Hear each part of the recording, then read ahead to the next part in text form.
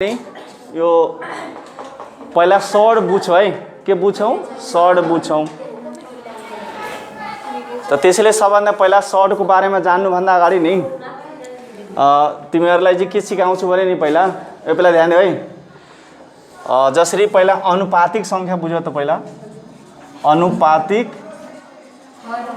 सङ्ख्या, यसलाई इङ्ग्लिसमा रेसनल नम्बर भन्छ। के भन्छ रे? रेसनल नम्बर भन्छ। यो रेसनल नम्बर चाहिँ को लागि नामै यसको अनुपातिक सङ्ख्या हो। अनुपातमा विभाजन हुने के, अनुपातमा लेख्न मिल्ने अनुपात बुझौँ। 2/3 4/5 यस्तो के। त यसलाई के गर्ने भने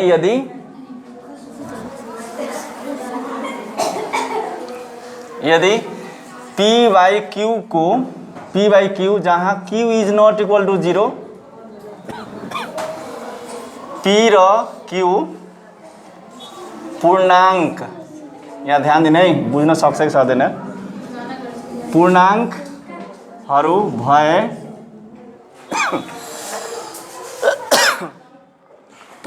भए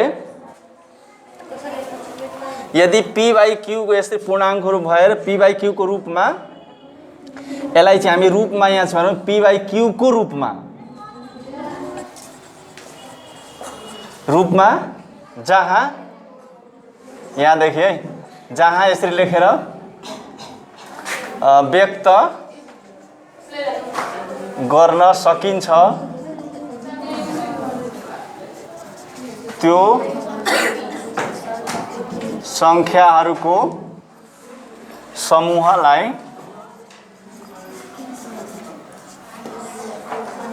अलि समझमा आउँदैन, अहिले पुरा लेखिसकेपछि समझमा आउँछ।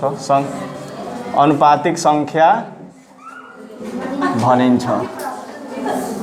अब हेरे यो अहिले सुरुमा समझमा आउँदैन, अहिले हेर, मतलब हामी त्यो सङ्ख्या पढिरहेछौँ, त्यस्तो सङ्ख्या जुन सङ्ख्यालाई नि तिमी के गर्न सक्छौ भने p by q को रूपमा व्यक्त गर्न सक्छौ। अब यो p by q के हो?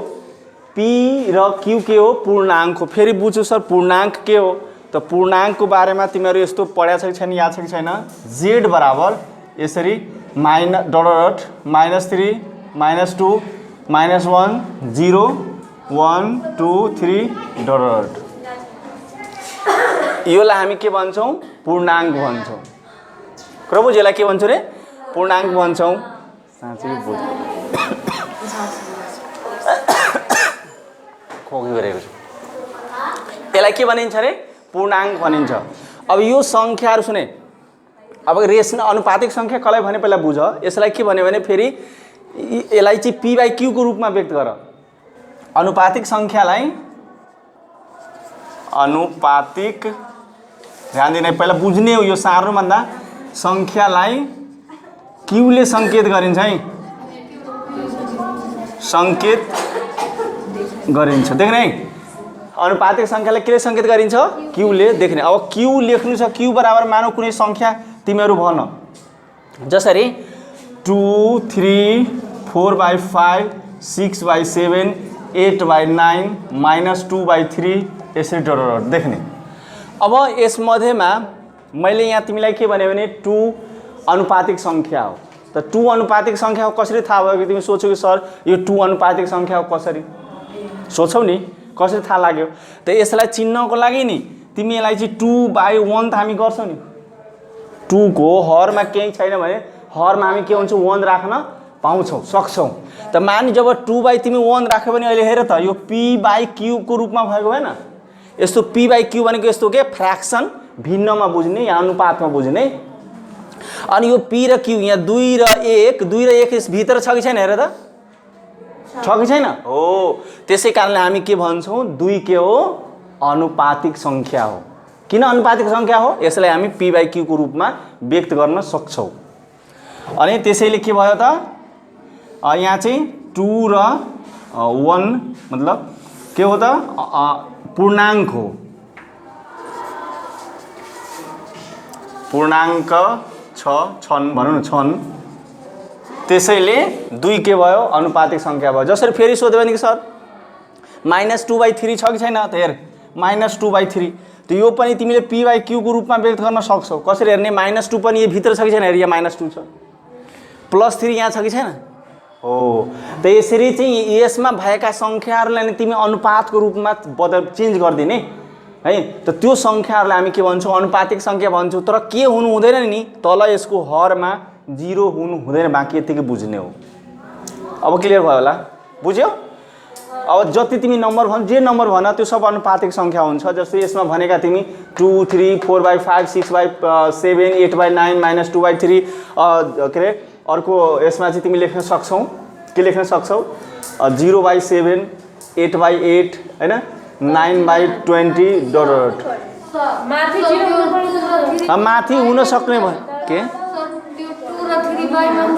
बाईमा तिमी राख्न चाह्यो भने 1 हुन्छ। कुनै पनि संख्याको हरमा केही छैन भने बुझ्ने कि 1 हुन्छ। 1 त यहाँ छ नि त यसमा यहाँ +1 छ कि छैन माइनस पनि लिने प्लस पनि लिन मिल्ने प्लस माइनस हुनसक्छ हुनसक्छ कुरा बुझ्यौ। त यसरी चाहिँ के भयो भने यो अनुपातिक संख्याको परिभाषा भयो। क्लियर भयो। अब हेर्ने अनुपातिक संख्या यदि तिमी बुझिन सक्यौ भने नि अब चाहिँ यसैको साथमा तिमीलाई मैले अर्को बुझाउन मलाई धेरै सजिलो हुन्छ। जुन हामी अहिले तिमीहरूलाई कुरा गर्दैछौ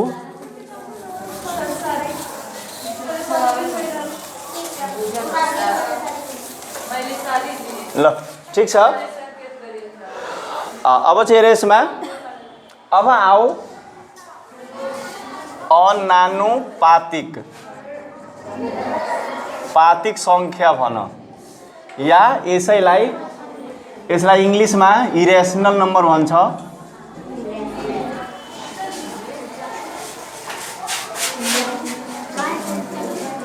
है या यसलाई अर्को चाहिँ के भन्न सर्टकटमा सर्ड के भनिन्छ अरे सर्ड। अब हेरे योभन्दा पहिला पढेको थियो आनुपातिक संख्या यो भयो अनानुपातिक संख्या। त जस्ट यसको डिफिनिसन हेर्ने परिभाषा इजी छ।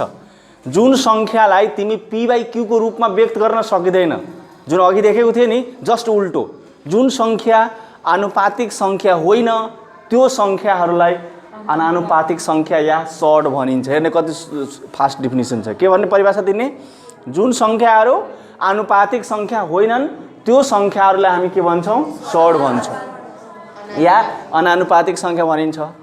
क्लियर भयो। अब यसलाई हेर्ने को जस्तै कि परिभाषा लेख्नु पर्यो भने परिभाषा लेख्नु यतिकै भन्दै भइहाल्यो। के अरे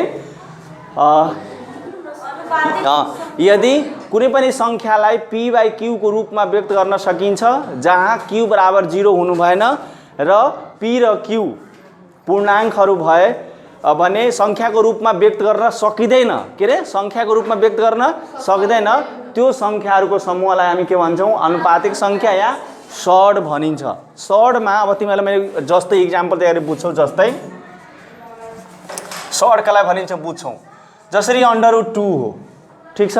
त यो √2 छ भने नि तिमी /1 गर्यौ /1 गर्दाखेरि तिमी भन्छौ नि सर यो √2 यो चाहिँ सर्ड हो कि होइन या भनौँ न अनुपातिक संख्या हो कि होइन। त अनुपातिक संख्या हामी कसरी चिन्छौँ यसलाई p/q को गरेर त यो /1 गर त्यसलाई तिमी के गर p/q गर। अब मलाई बताऊ यो √2 पूर्णाङ्कमा अघि देखाएको थियो यस्तो z बराबर यसमा थियो हेर त यो डट -3 -2 -1 0 1 2 3 डट यसमा √2 छ हो √2 छैन यो root is does not belongs to z यसमा यो √2 z मा छैन पूर्णाङ्कमा छैन कुरा बुझ्यौ। त्यसैले देयरफोर √2 के हो त अनानुपातिक या सर्ड हो भन्ने हो। क्लियर हो। अब बुझेन हो यसरी। अब यसरी हामी सिम्पल त्यहाँ अनानुपातिक रुटमा हुने यस्तै सिम्पल त्यहाँ हामी बुझ्यौँ भने रुटमा हुने जुन संख्या हुन्छ नि त्यसलाई हामी चाहिँ के भन्छौँ अनानुपातिक संख्या या सर्ड भन्छौँ। त्यो अहिले आउँदैछ रेड त्यसमा आउँछौँ हामी। पहिले यो सर्ड क्लियर भयो तिमीहरू बुझ्यौ। अब सर्डको चाहिँ प्रकार परि हुन्छ जसरी जस्तै कुरा गऱ्यो भने अझ जस्तै भनौँ जस्तैमा अझ √2 भयो √3 भयो हैन, कति रे √5 2√2 आदि। यिनीहरू चाहिँ के भयो त, यिनीहरूलाई हामी के भन्छौँ, सड भन्छौँ। अब सडको प्रकारमा आउँ त, यसको प्रकारको कुरा गरौँ त। सडको प्रकार, टाइप्स अफ सड भनौँ है। सडको प्रकारलाई हामी कुरा गऱ्यौँ भने नि, सडको प्रकारमा पहिलो सड हुन्छ शुद्ध सड हुन्छ। शुद्ध सड भनेको के हुन्छ भने नि, नम्बर 1 मा के रे शुद्ध सड भनौँ, शुद्ध सड, जसलाई इङ्ग्लिसमा प्योर सड भन्छौँ। प्योर सड भनेको मतलब के भयो भने नि, त्यस्तो सड जसको गुणनखण्ड 1 हुने, जसको गुणनखण्ड के हुने रे 1 हुने, अर्थात् त्यसको गुणनखण्डै मतलब 1 भन्ने 1 हुने, त्यस्तो सडलाई हामी के भन्छौँ, शुद्ध सड भनिन्छ। जस्तै यहाँ हेर्ने √8 भयो, √10 भयो, √20 भयो आदि, यिनीहरूलाई शुद्ध सड भनिन्छ है। अर्को हुन्छ 2 नम्बरमा मिश्रित सड, के रे अब मिश्रित सड के हो, जसलाई इङ्ग्लिसमा मिक्स्ड सड। यो बुझ्ने खाले है, मात्र बुझ्ने बेला अलिकति बुझ्यो भने भइहाल्छ, धेरै गर्नु पर्दैन। अब हेर त, यो 8लाई तिमी यो 8लाई तिमी फ्याक्टराइज गरेर यसरी बनाउन सक्छौ नि। यहाँलाई मैले गरिरहेको छु। जस्तो √8 भयो भने तिमी के भन्छौ कि सर 8 छ भने 2 × 2 × 2 हुन्छ, लेख्न सक्छौ नि। त यो त स्क्वायर रुट हो नि, त त्यसैले तिमी यहाँ 2 को स्क्वायर × 2 गर्छौ, त यो स्क्वायर भएको यहाँ 2 बाहिर आउँछ, 2√2 भएको भएन हो। त्यसरी तिमी यसको यहाँ 2√2 लेख्यो भने यसरी 2 गुणाङ्क, यो √2 को 2 गुणाङ्क हो, गुणनखण्ड हो कि होइन, 2 गुणनखण्ड हो।